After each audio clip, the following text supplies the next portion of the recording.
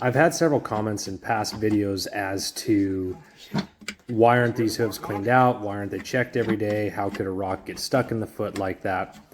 These horses aren't like a lot of horses that are in barns or in stables where they're in a very controlled environment. These horses are on pasture, and some of these pastures are over 100 acres. In that case, you will only see the horse once a day when he comes to water. And sometimes when that happens, you won't notice things like this.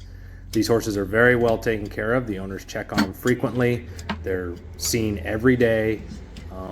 But if the problem isn't immediately apparent, then it might not be noticed. In some cases, the horse can self-clean out. When he's moving, he'll move the dirt out much like a wild horse would and exfoliate his sole and do everything he should naturally. In other cases, it doesn't, and if it becomes a problem, it's noticed by the owner and it's taken care of. I'm hoping this clears up some comments that we've had. I'm using a loop knife here. I happen to love my loop knives. It can work both sides of the frogs, clean the commissures out.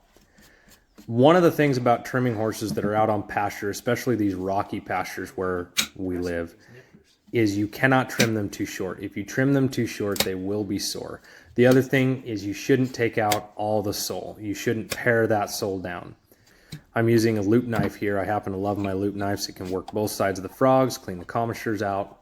Now, when I run my nippers, I've said in other videos, you have to run your nippers flat as you can.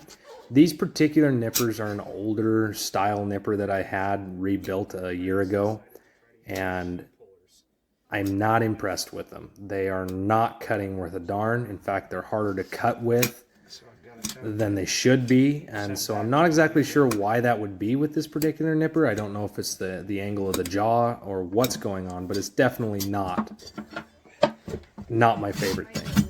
When I'm running my rasp like this, I'm trying to get the hoof level. When I say level, that's not meaning taking a level and getting it so that it's perfectly level side to side. That's level of where the horse lands. So when I drop the foot and I look at it, but when there's a weak link, they're usually cold by natural selection. That's one of the cool things about this horse is he has absolutely beautiful feet. You'll see the false sole that hasn't exfoliated. When a horse travels on the ground, that should exfoliate. So in the wild, this would naturally come off. Unfortunately, this horse isn't quite moving enough for that to happen. That's why we're here. Whenever you add something to the bottom of their feet, it does open up some problems.